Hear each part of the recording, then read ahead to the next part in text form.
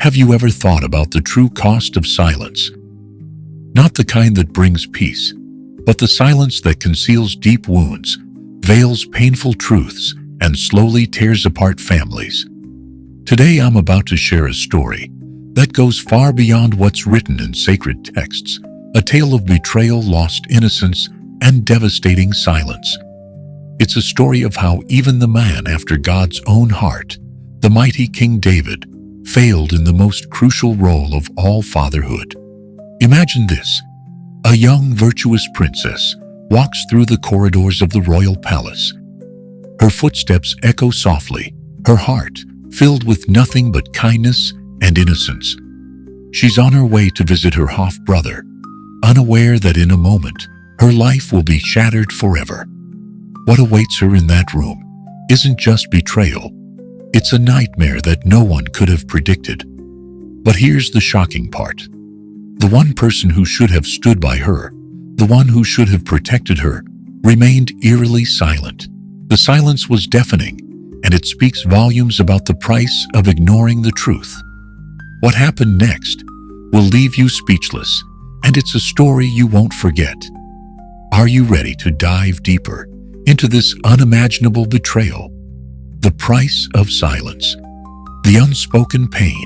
Let's walk through this heart-wrenching journey together. Comment 777 if you're prepared to discover how one moment of silence led to a life-altering tragedy in the royal palace. The story is far from over. Stay with me, and let's unravel the truth. The untold tragedy of David's only daughter, the Bible's darkest story. To truly grasp the gravity of what happened to David's only daughter, we must journey back far beyond the walls of modern memory, into the heart of ancient Jerusalem, nearly 1,000 years before Christ walked the earth. Picture it, the city gleaming under the sun, its highest point, crowned with a palace of stone and splendor. Inside that fortress of royal power lived a man revered as the greatest king Israel had ever known, David. The giant slayer of Goliath, the warrior poet, the shepherd boy, anointed by God himself. His psalms still echo across centuries, comforting broken souls and stirring spirits into praise. But the tale you're about to hear is not about his victories in battle or his poetic brilliance. No, this is the unraveling of something far more fragile and sacred, his role as a father. It is not about the throne David sat on, but about the silence that reigned in his household. And it all begins with a young woman named Tamar, his only daughter. David's kingdom was a spectacle of success. Under his rule, borders were expanded, enemies subdued, and prosperity reigned like never before. His name became synonymous with justice, wisdom, and divine favor. But behind the grandeur of the kingdom lay the quieter chambers of the royal household, where power and passion, rivalry and resentment brewed beneath the surface. Within those palace walls was a family divided not just by bloodlines, but by the consequences of unchecked emotions and unequal affections. David, like many kings of his era, had multiple wives and concubines. From them came a multitude of sons and daughters, each growing up under the same roof, yet living in different emotional worlds. Amnon, his firstborn, held the position of heir to the throne. Absalom, another of David's sons, was widely admired for his striking appearance and charm. And then there was Tamar, Absalom's full sister, a graceful, innocent young princess. Her story, however, was not destined to be one of joy or honor. It would be one marked by betrayal and unspeakable pain. Have you ever considered how a man celebrated for his sensitivity to God's voice could become deaf to the cries within his own home? How does a father who poured out his soul in songs of lament and praise fail to speak when his daughter needed him most? The Lord is close to the brokenhearted, David once wrote in Psalm 34:18. But when that broken heart belonged to his own daughter. Where was that closeness? This isn't just an ancient tragedy. It's a mirror, a reflection of how the very same blindness that infected David's household continues to destroy families today. What we're about to unfold is not merely a historical account. It's a timeless warning about the dangers of neglect, favoritism, and the failure to confront evil within. If you were standing in David's palace as a servant, or perhaps if you were Tamar herself, what would you have seen? What signs would you have noticed in the days before everything fell apart? Could anything have been done to stop what was coming? As we trace the events leading to Tamar's devastation, three piercing truths will emerge, lessons every parent must absorb, every leader must reflect on, and every believer must take to heart. These are signs that, if ignored, can turn a home into a battlefield. Because make no mistake, what happened to Tamar wasn't just the result of one man's wicked impulse. It was the result of many small silences, many subtle signs overlooked, and a family structure left unguarded. So, stay with me. Don't turn away. Because this is more than a story about a princess and a palace. It is about the kind of betrayal that wounds without drawing blood, and about a silence that screams louder than any sword ever could. And perhaps, just perhaps, it is also about what you can do, starting today, to ensure that silence never rules in your home. Long before the storm of sorrow erupted in the royal palace, the seeds of chaos had already been quietly planted. According to 2 Samuel chapter 3, David's ascent to the throne was not only a story of battlefield glory or political triumph, it was also the tale of a family growing in complexity and tension. While reigning in Hebron, David fathered 6 sons from 6 different women: Amnon by Ahinoam Gilead, by Abigail, the widow of Nabal; Absalom by Maacah; Adonijah by Haggith; Shephatiah by Abital; and Ephraim by Eglah. And that was only the beginning. Later, when David moved to Jerusalem, his household expanded even further. With each new wife and concubine came new sons, new loyalties, and new fractures. Can you picture it? The grand halls of Jerusalem's palace, stone corridors, echoing with the laughter, arguments, and footsteps of young princes raised side by side, yet separated by lineage and maternal ambition. Each boy not only bore the heavy crown of royal blood, but also carried the whispered dreams of the woman who bore him. What was it like for Tamar to grow up in this kingdom of thrones and tensions? 2 Samuel 13:1 gives us our first glimpse into the heart of the tragedy to come. Now, Absalom, David's son, had a beautiful sister whose name was Tamar, and after a time, Amnon, David's son, loved her. One verse, that's all it took for the Bible to hint at the devastating chain of events about to unfold. Amnon, David's firstborn and heir apparent, found himself captivated not by a foreign beauty or a stranger, but by his own half-sister. Have you ever wondered what twisted paths does love take when it is not governed by righteousness but by obsession?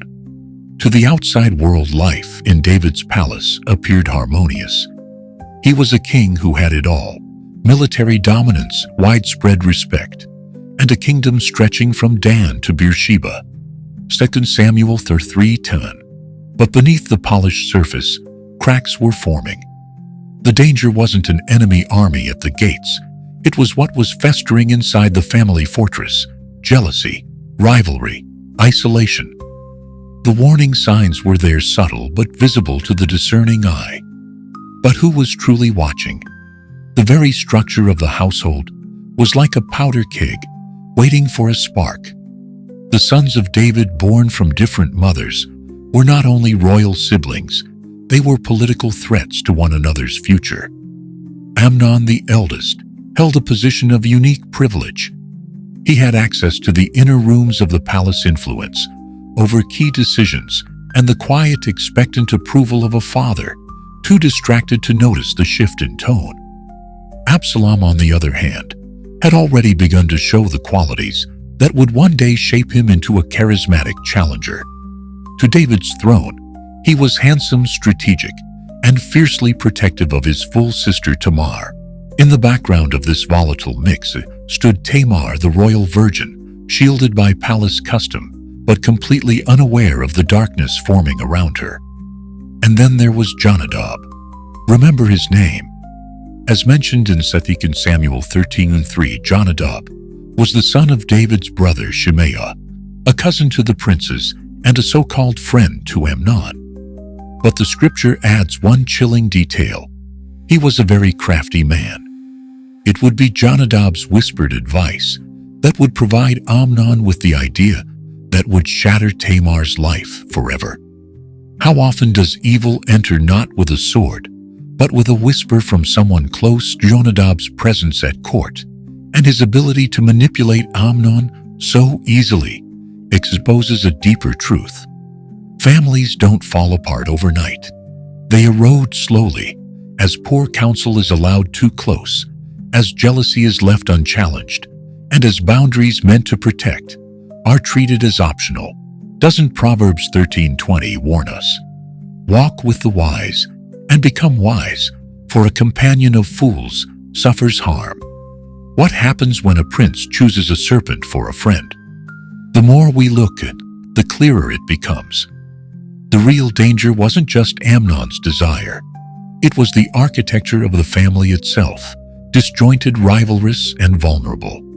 Each child had their own group of supporters, their own loyalties, and their own vision for the future. And in the midst of this, David, the man anointed by God, the same man who wrote in Psalm 23, "Your rod and your staff, they comfort me," was absent where it mattered most. He had the wisdom to rule a nation, but failed to see the storm brewing in his own home.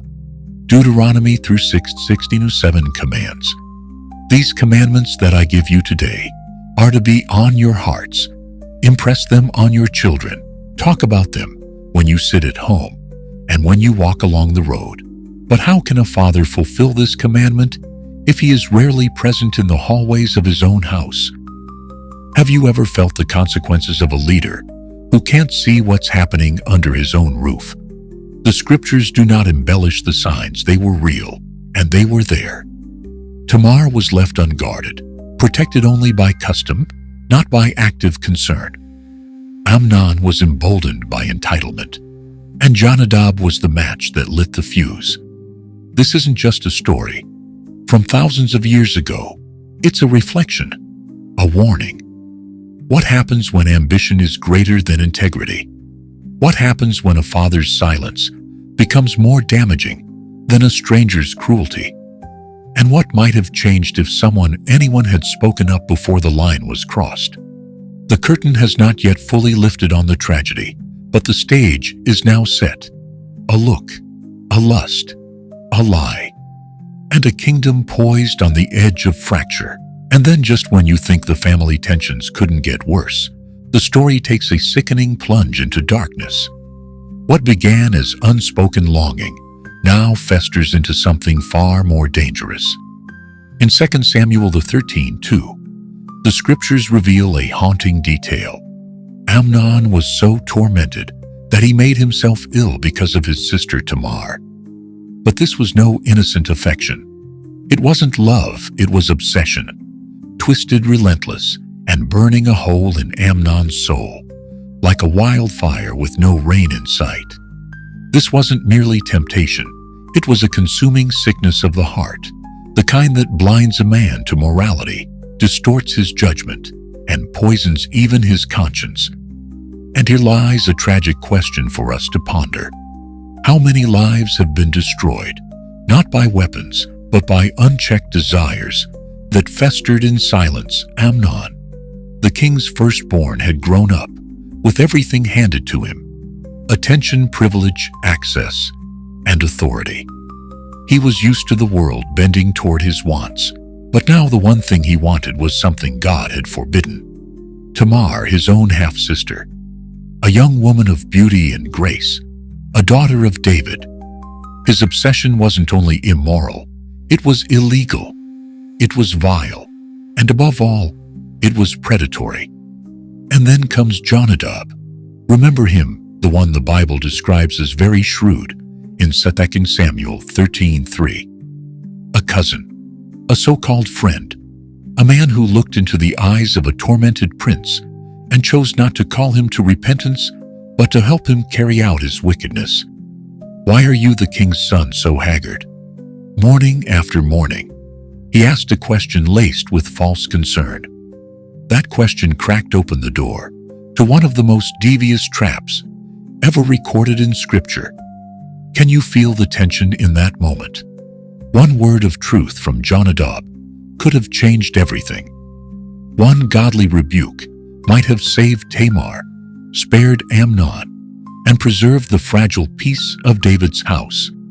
But instead, Jonadab sharpened the dagger of deceit. Go to bed and pretend to be ill, he whispered. And when your father comes to see you, ask him to send your sister Tamar to cook and feed you. 2 Samuel 13:5. Simple, diabolical, effective. Jonadab didn't just create a scheme, he weaponized culture. He knew that in that time, it was expected for women of the royal house to care for the sick. It was part of their role, their expression of familial duty. He took something pure and twisted it into a snare. Neither David nor Tamar would see it coming. And perhaps that's what makes the story so horrifying. Not just what happened, but how easily it happened. Have you ever trusted someone so much that it never occurred to you they could be planning your downfall? Tamar did. David did. That trust would cost them both dearly. Now the trap was in motion. Amnon, without flinching, carried out his role in the performance. 2 Samuel 13:6 recounts. So Amnon lay down and pretended to be ill. When the king came to see him, Amnon said, I would like my sister Tamar to come and make some special bread in my sight, so I may eat from her hand. The lie was smooth. The words were calm. There was no sign of the sickness that truly plagued Amnon's heart. And David, unaware, agreed. A father who once fled from Saul, who had discerned the hearts of men in battle and strategy, now failed to see the serpent in his son's request. Have you ever considered how the most dangerous betrayals often hide in plain sight, dressed in the garments of innocence? This was more than a deception. It was a desecration of everything sacred: family trust, sibling bonds, royal protection. Tamar had no reason to suspect. She entered the room not as a victim, but as a loving sister. She walked in believing she was bringing comfort, not realizing she was stepping into a carefully laid net of control. Amnon used everything at his disposal to ensure the trap would work: his status as the firstborn, his father's compassion, his sister's goodness. It was not only lust driving him, it was entitlement, power, the hunger, not just to possess, but to dominate. In that moment, Amnon wasn't just defiling a woman, he was corrupting the soul of the royal family. And what of David? He had no suspicion. But should he have? Proverbs 27:12 warns us clearly. The prudent see danger and take refuge, but the simple keep going and suffer for it. David, perhaps weary from ruling a nation, perhaps dulled by routine, perhaps too trusting of his own son, allowed his guard to fall. Have you ever missed a warning sign in someone you loved, only to realize later that silence cost you more than words ever could have? The story of Tamar up to this point is not just a record of sin. It is a lesson in the danger of ignoring inner decay. It's about how evil doesn't always kick down the door. Sometimes it gets invited in one favor, one glance, one unchecked desire at a time. And so the stage is set. The trap is laid. Tamar enters the room with bread in her hands, and no idea that her innocence is about to be violated. Tamar walked down the palace halls, unaware that her life was about to be shattered beyond recognition. Her footsteps were not rushed. Her hands held the ingredients of comfort. Her heart, innocent and obedient, bore no suspicion. After all, it was her brother she was going to see, Amnon, the firstborn of the king. She was simply fulfilling her duty, doing what any devoted sister would do. In her purity, there was no room for fear. But isn't it often in moments of normalcy that the worst betrayals strike? Have you ever trusted someone so deeply that the thought of danger never crossed your mind? Tamar stepped into Amnon's chambers with no guard, no hesitation, no suspicion. She prepared food for him, kneading and baking the dough before his eyes. Her care was genuine, her service tender. Everything in the scene spoke of familial devotion, except for the one watching her, with eyes that burned it with fever, but with lust. As she approached to serve the food, the moment turned. The illusion crumbled. Amnon seized her. "Come to bed with me, my sister," he said. 2 Samuel 13:11. Can you imagine her heartbeat? In that instant, the panic, the confusion, the realization that the sickness he claimed was a lie, and that she had walked into a trap. Tamar's response is immediate, clear, and courageous. "No, my brother." She pleads, her voice undoubtedly shaking yet strong with truth. "Don't force me. Such a thing should not be done in Israel. Don't do this wicked thing." 2 Samuel 13:12. She knew the law. She knew the moral code of God's people. She knew that what Amnon desired was more bitter than death itself. Like Ecclesiastes 7:26 declares, "I find more bitter than death the woman who is a snare, but the sinner she will ensnare." Yet here the roles twist.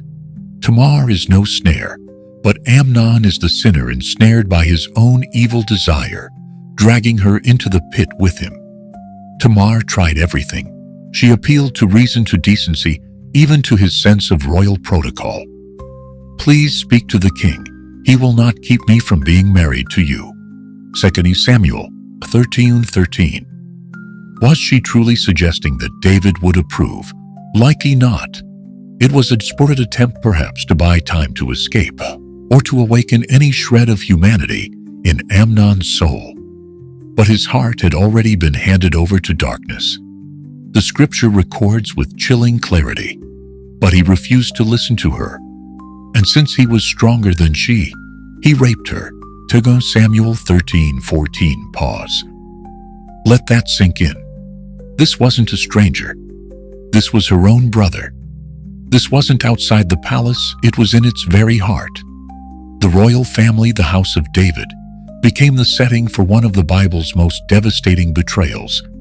And then, just when you think it can't get worse, it does. Immediately after violating her, Amnon's desire curdles into disgust. Then Amnon hated her with intense hatred. In fact, he hated her more than he had loved her.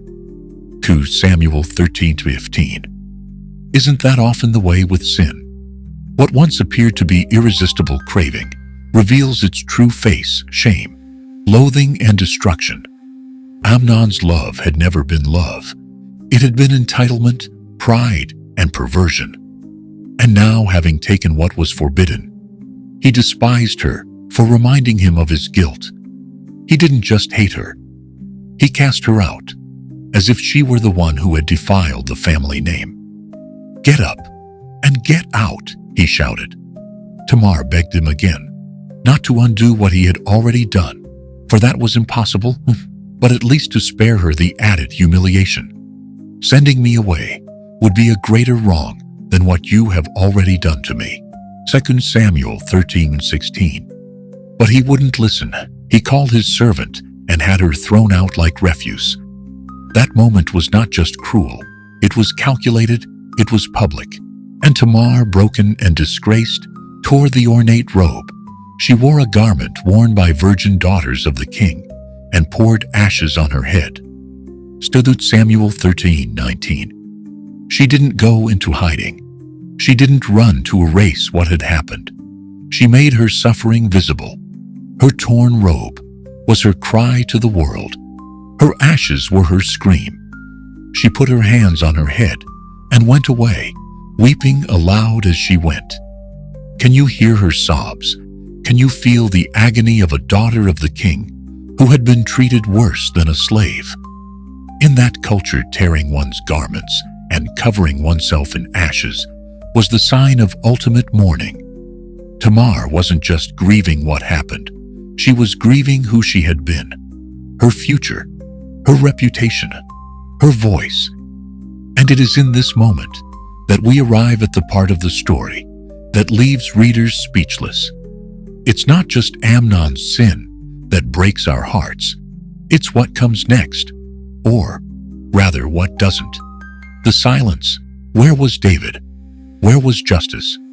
Where was the Father, whose psalms filled the temple and whose victories built a nation? Where was his roar of righteous anger? The scriptures say, in 2 Samuel 13:21, that David was furious, but there's no record of punishment, no rebuke, no consequence.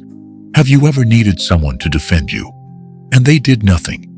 This is the moment that gives this story its name, the silence of David. And that silence would echo for generations, shaking not only Tamar's life, but the entire kingdom of Israel. The palace walls could not contain the news for long. Whispers became shouts. Servants exchanged looks of horror. The shameful deed committed behind closed doors now echoed through the marble corridor of the kingdom. And finally it reached the ears of the king. When King David heard all this, he was furious. 2 Samuel 13:21. The verse is blunt, direct. A father's wrath ignited. But just as quickly as the flame sparks, it vanishes into shadow. What follows is not a decree of judgment, not an order for justice, not even a confrontation between father and son. Instead, what follows is nothing. A silence so loud it pierced the soul of his household. No discipline, no comfort for Tamar, no rebuke for Amnon, no royal verdict for a crime that cried out to heaven. Why some scholars suggest that David may have found himself trapped in the web of his own sins. Could it be that the memory of Bathsheba and the blood of Uriah still haunted him? That the guilt of taking another man's wife had dulled his sense of moral authority? Was David paralyzed by shame, feeling unworthy to correct his son for a sin that bore echoes of his own? Or was the conflict deeper still, a war between his identity as king and his heart as a father? Would punishing Amnon mean disrupting the royal line? Would it cause division among the sons and fracture a kingdom already walking on the edge of envy and ambition? Whatever his reasons, the result was the same. A daughter left, devastated a son, left unpunished, and another son quietly gathering the storm within his chest. And perhaps this is where the story begins to mirror us. Have you ever stood by knowing something was wrong, but felt powerless to act? Have you ever watched injustice unfold in your own home, your own church, your own circle, frozen by fear, shame, or uncertainty? David's silence became a haunting legacy. It rang louder than any cry for help. His inaction wasn't just a failure of justice, it was a betrayal of trust. The very man who had slain Goliath with a stone now trembled before the truth in his own household, and the cost far more than anyone imagined. The Bible offers no illusions about Tamar's fate. Tamar lived a desolate woman in her brother Absalom's house. 2 Samuel 13:19. Once adorned in royal robes, she now wore only grief. Her laughter silenced, her future erased, her very identity shattered. The palace where she once danced in celebration was now a prison of memory. And the father who should have risen to defend her became a symbol of abandonment. This moment is where justice died in David's court, not because God was absent, but because David chose silence over righteousness. And the scriptures warn us, when justice is delayed, evil finds courage. Ecclesiastes 8:11 declares, when the sentence for a crime is not quickly carried out, people's hearts are filled with schemes to do wrong. David's silence didn't just fail Tamar, it fueled something darker in the hearts of others. One of those hearts belonged to Absalom. He took his sister into his home. He said little, but he noticed everything. The look in Tamar's eyes, the cracks in her voice, the torn robe, the ashes, and most of all, the silence from the throne. 2 Samuel 13:22 tells us, Absalom never said a word to Amnon, either good or bad. He hated Amnon because he had disgraced his sister Tamar. Not a single word, not one outburst, no confrontation. But behind that silence brewed something far different from David's apathy. Absalom's silence wasn't weakness, it was strategy. The stillness before the storm, the quiet of a heart preparing for vengeance. Have you ever seen someone so wounded by injustice that their silence speaks louder than any scream? While David sat paralyzed by guilt, Absalom's silence was calculated, deliberate, and ice-cold. He would wait, and one day he would make Amnon pay. And so two silences clashed in the royal palace, the silence of a father who would not act, and the silence of a brother who could not forgive. One allowed evil to flourish, the other prepared to fight it with fire. But what happens when silence becomes judgment? When the sword that never came from the father is taken up by a son? The palace had already witnessed one act of violence, but what was coming next would tear the kingdom apart, and it would all trace back to this moment, when justice whispered but was never heard. For 2 long years, Absalom said nothing. Not a word to Amnon, not a whisper of his plans, not a hint of the fire smoldering behind his calm expression. But make no mistake, he was not at peace. He was waiting. Every sunrise reminded him of what had been stolen. Every glance at his sister Tamar, living in isolation clothed in shame, fueled the rage that he refused to release. Have you ever known someone who could smile on the outside while their heart secretly plotted justice, or maybe vengeance too? Samuel 13:23 marks the turning point. 2 years later, when Absalom's sheep's shearers were at Baal Hazor near the border of Ephraim, he invited all the king's sons to come there. To outsiders, it looked like a celebration, a sheep shearing festival, a tradition of feasting and laughter, a time when harvests were gathered and wine flowed freely. But for Absalom, it was something else entirely. It was the stage for justice, the justice he believed his father had failed to deliver. Like Amnon before him, Absalom crafted a scheme. But where Amnon's plan had been born of lust and deceit, Absalom's was born of vengeance and cold calculation. He extended invitations to all the king's sons, even to King David himself. In 2 Samuel 13:24, we see him press the invitation. Your servant has had shearers come. Will the king and his attendants please join me? Did he expect David to come? Probably not. But the invitation gave his plan legitimacy cover. And when David declined, Absalom turned to his true target. If not, please, let my brother Amnon come with us. 2 Samuel 13:26.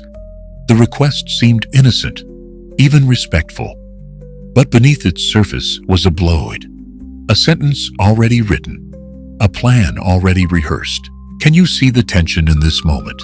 Can you feel how easily death can hide behind formality? If you were David, would you have hesitated? Would you have sensed the trap hidden beneath your son's polite request? David, perhaps still wounded by his failure to act, years earlier relented. Amnon joined the feast, and as wine was poured, and laughter rose into the evening sky, Absalom waited for the signal. His servants stood ready, trained, and prepared for what they'd been told to do. And then, as recorded in 2 Samuel 13:28, the moment arrived when Amnon is in high spirits from wine, and I say to you, strike Amnon down, then kill him. Don't be afraid. Haven't I given you this order? Be strong and brave. What a chilling command, so calm yet final. And just like that, vengeance struck, swift, brutal, unapologetic. Amnon, who once destroyed a sister's life in secret, now met his end in public. Justice, or was it revenge, had found him, but it came not from the throne of the king, nor from the courts of Israel. It came from his own brother's hand. Panic erupted. The other sons of David, fearing for their own lives, mounted their mules and fled into the night.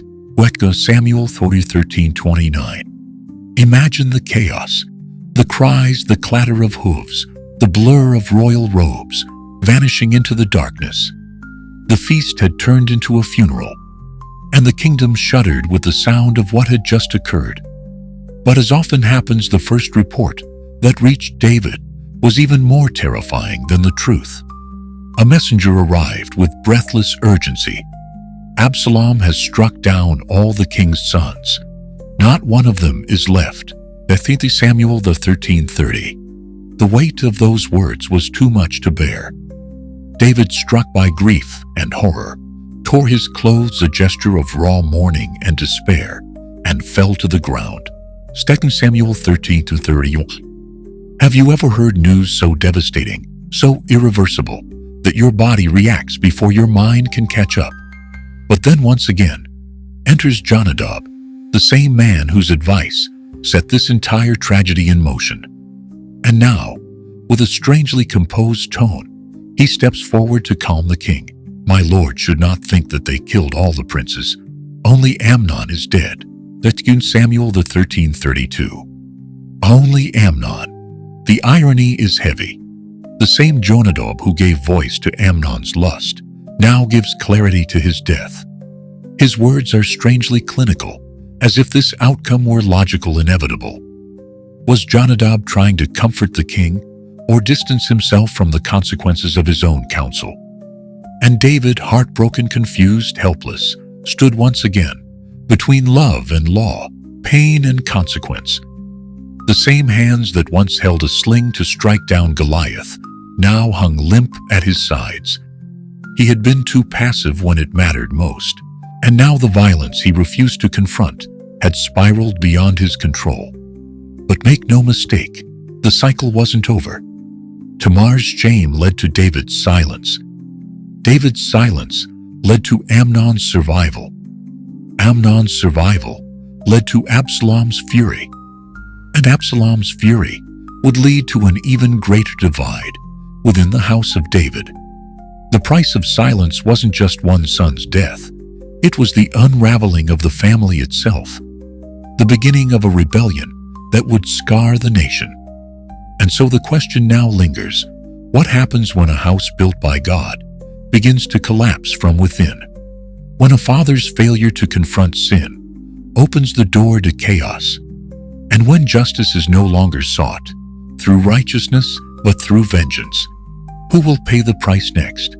After the blood had dried and the shouts of the feast turned to whispers of mourning, Absalom vanished. He fled to Geshur, a region to the northeast, beyond the reach of David's authority and judgment. For 3 years he remained in exile, far from Jerusalem, far from his father, and far from the palace that had once been his home. But the passage of time did not erase the memory of what had happened, nor did it heal the wounds left behind. In fact, the silence between father and son only deepened the ache.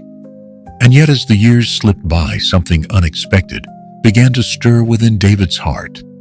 The scriptures tell us in 2 Samuel 13:39, King David longed to go to Absalom, for he was consoled concerning Amnon's death. Even after the chaos, the loss, and the rebellion, David still yearned for Absalom. The ache of a father's love refused to fade. How complex is the human heart that can hold both disappointment and desire? How many parents have wrestled with this very torment, loving a child who has committed the unthinkable? This tender verse reveals something hauntingly beautiful. David, though a king burdened by justice and guilt, was still a father grieving in silence. But that longing, as deep as it was, came too late to undo what had already been set in motion. The entire arc of this tragedy, from Tamar's violation to Amnon's murder, to Absalom's exile, teaches us one of the most painful truths of Scripture. Violence breeds violence, and silence, in the face of sin, multiplies destruction. What might have been contained by righteousness was now rippling outward, like cracks in the foundation of a collapsing house. Galatians 6 even warns us, with sobering clarity, do not be deceived. God cannot be mocked. A man reaps what he sows. And David was now reaping a bitter harvest from seeds he had not dared to confront. Tamar's pain had gone unanswered. Amnon's sin had gone unpunished. Absalom's wrath had gone unchecked. And now David, the once mighty king, stood surrounded by absence, a daughter lost to shame, a son buried in dishonor, another son hidden in exile, and a kingdom strained by the fractures of his family. And yet this was only the beginning of the unraveling. To fully grasp the weight of what followed, we must turn inward and examine the decisions or indecisions that allowed this tragedy to bloom. David, the shepherd boy, who faced lions, the warrior who felled giants, the ruler who governed with songs and strength, failed in the one arena where vigilance mattered most, his own home. The first and most crucial mistake, neglecting to stay vigilant. As a seasoned leader, David had the insight to discern friend from foe on the battlefield. But within the palace, he overlooked the shadows creeping through the hearts of his sons. 1 Samuel 16:7 tells us, "The Lord does not look at the things people look at. People look at the outward appearance, but the Lord looks at the heart." It's a piercing irony. David had been chosen as king precisely because he could see beyond the surface. And yet when danger crept into his own house, he saw nothing. Have you ever failed to see something simply because it was too close? Sometimes the most dangerous threats are the ones seated right at your own table. David's second grave error, paralysis in the face of crisis. After Tamar's violation, the scriptures say David was furious. But fury without action is noise without justice. He was king. He held the authority to investigate, to punish, to protect. Proverbs 21:15 declares, "When justice is done, it brings joy to the righteous, but terror to evildoers." Yet there was no justice, no joy, only terror and silence. It's one of the most tragic contrasts in Scripture. The same David who ran toward Goliath with a sling in his hand stood still when his own daughter was crushed. Why is it easier to fight giants on the battlefield than demons in the family? And finally, perhaps, the most devastating mistake of all, David allowed his past failures to cripple his present responsibilities. Scholars often point to the guilt he carried from his sin with Bathsheba and the murder of Uriah. How could a man so compromised confront the sin of another? But avoidance does not cleanse the soul. It only deepens the wound. The words of the prophet Nathan still echoed in his memory. "Now therefore the sword will never depart from your house. Out of your own household I am going to bring calamity on you." 2 Samuel 12:10 and 11. This wasn't just a prophecy. It was unfolding line by line. So here stood David, once the anointed, once the fearless, now broken by the very thing he failed to master, his own household. But this wasn't the end. Absalom would one day return, and with him, not reconciliation, but rebellion. Because when silence goes unbroken and justice is delayed, wounds do not heal, they fester. So what happens when a father's guilt gives birth to a son's vengeance? When the desire for peace gives way to the thirst for power? And when the kingdom built on divine calling begins to crack under the weight of a father's silence, who then can hold it together? Yet the prophecy Nathan gave David, that the sword would never depart from his house, was never meant to be a passive verdict. It was not divine permission to surrender his role as a father. It was a warning, a call to vigilance. A godly man would have taken such a prophecy not as fate carved in stone, but as a sacred responsibility to guard his house with renewed discernment. But David, once so bold in battle, became dangerously hesitant at home. Instead of responding with decisive leadership, he withdrew into silence, and this silence created a ripple effect that would turn his family into a battlefield.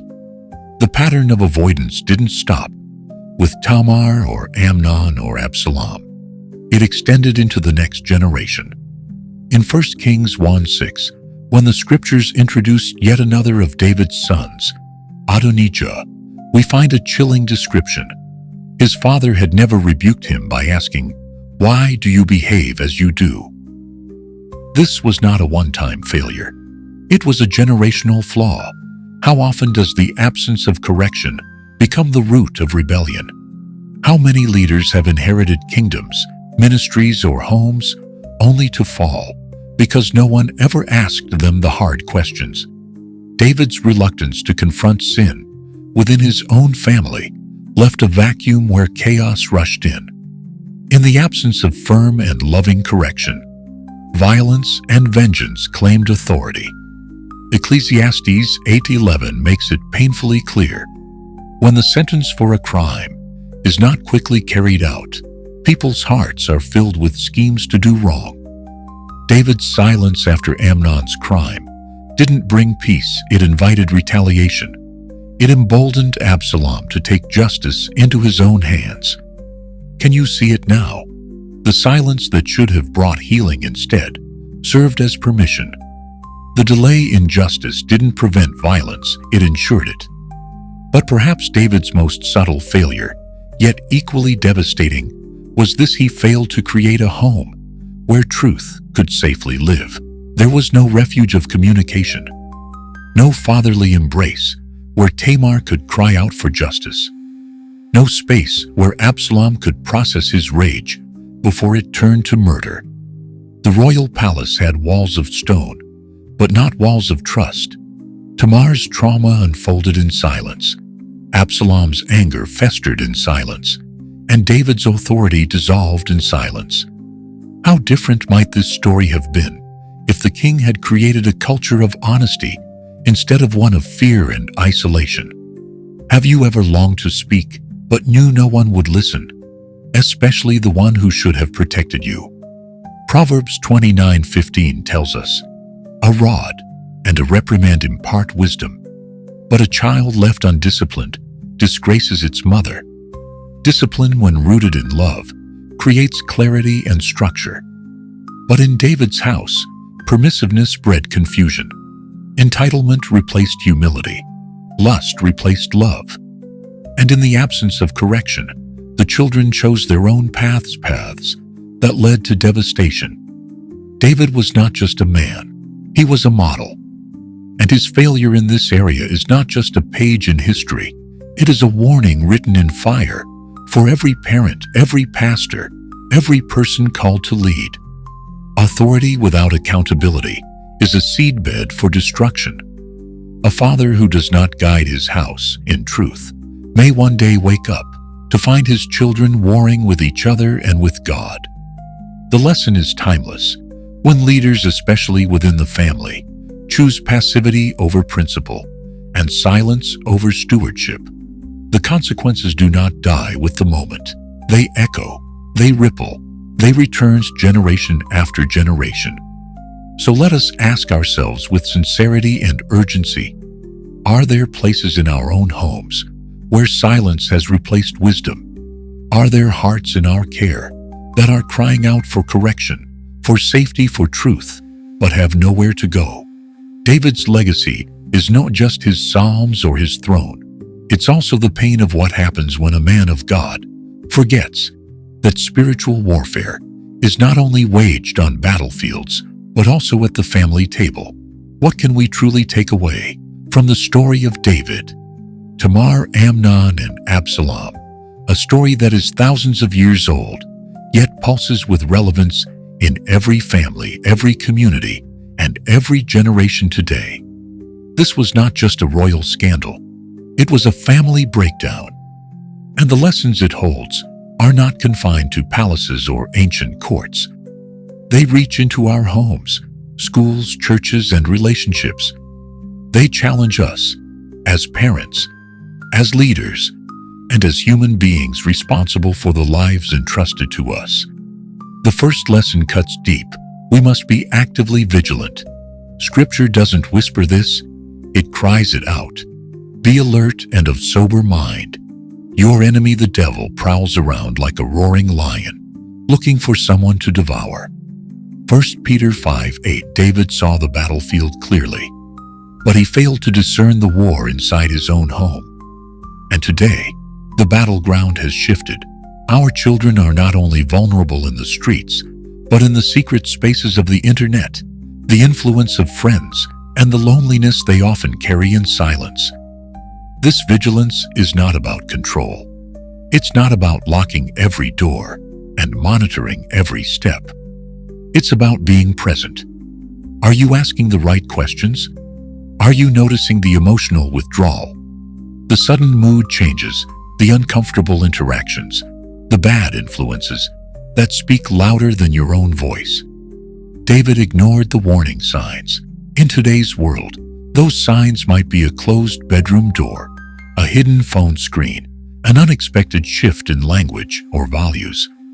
Are we paying attention, or are we assuming that it's just a phase? The second lesson is just as critical and urgent. Evil must be confronted immediately and courageously. When Tamar was violated, David was furious, but he did nothing. His silence spoke louder than any judgment he could have given. And in that silence, evil found permission to thrive. James 4:17 leaves no room for excuse. If anyone then knows the good they ought to do and doesn't do it, it is sin for them. In today's terms, this means we must act. When something feels wrong, when we sense abuse, whether physical, emotional, or spiritual, we do not delay. We do not wait for more proof. While someone suffers in silence, we open communication.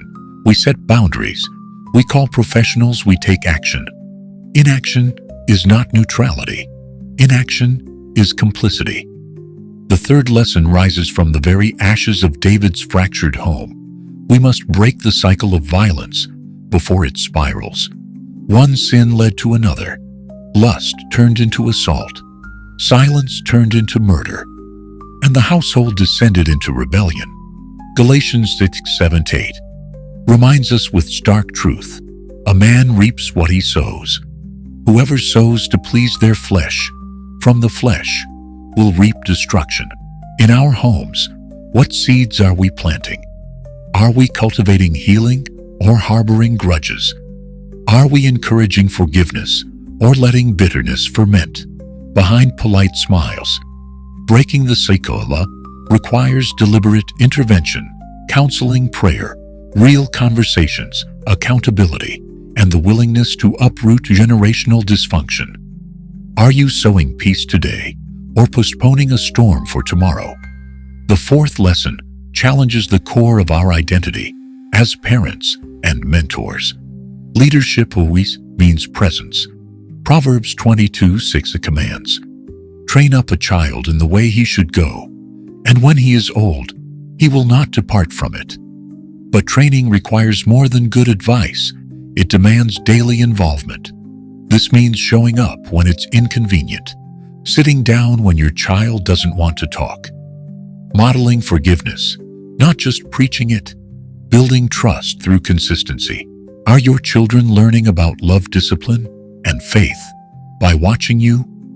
Or are they learning by your absence? David was a mighty king, but when his children needed a father, he disappeared into his role instead of stepping into relationship. And finally, the most sobering, the most vital, we must break the silence. The cost of keeping things hidden for the sake of pride, reputation, or fear is far too high. Ephesians 5:11 commands, "Have nothing to do with the fruitless deeds of darkness, but rather expose them." Darkness loses its power when it's brought into the light. But how many families today live behind masks, How many victims are silenced by shame, while perpetrators remain protected by status or fear? What are we willing to risk to protect the vulnerable appearance's comfort position? Breaking the silence means building homes where hard truths can be spoken without judgment. It means having support systems, not just rules. It means saying "I believe you" before saying "I need to know more." It means standing in the gap when no one else will. These are not simply suggestions for healthy living.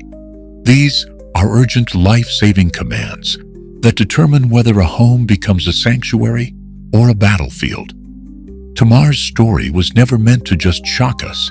It was meant to warn us, to stir us, to break us if necessary, so that what comes next can be whole. Because the price of silence isn't just pain for one generation, it's destruction that can echo for generations to come. So then the question becomes, how do we move from learning to living, from warning to wisdom? If the story of David, Tamar, Amnon, and Absalom teaches us anything, it's that recognizing the danger is only the first step. Responding with action is what transforms the future. The good news is that it's never too late to build stronger families. No matter your past, your mistakes, or the condition of your household today, God's Word gives us timeless principles that can become everyday practices.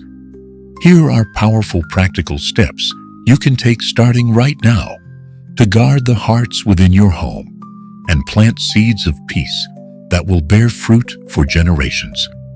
First, establish consistent moments of family dialogue. Don't wait until a crisis forces you to talk.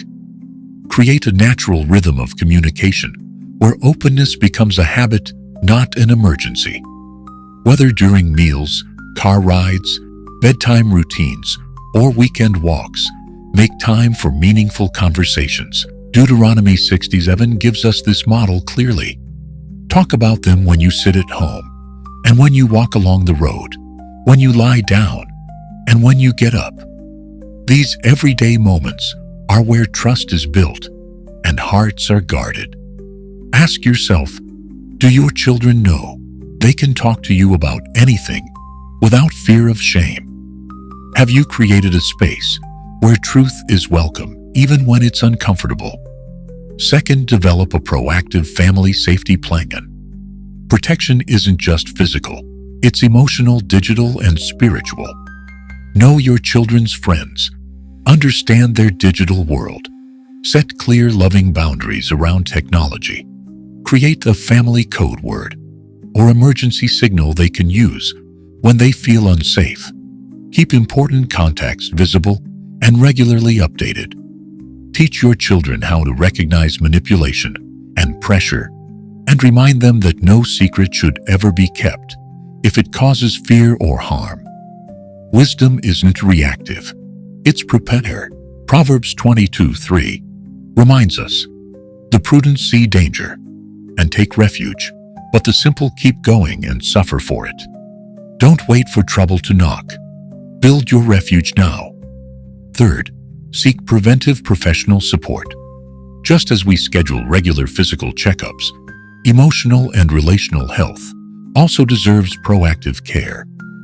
A family counselor or Christian therapist can help your household navigate communication breakdowns, unspoken trauma, or patterns that you may not even be aware of. This isn't a sign of weakness. It's a sign of wisdom and humility.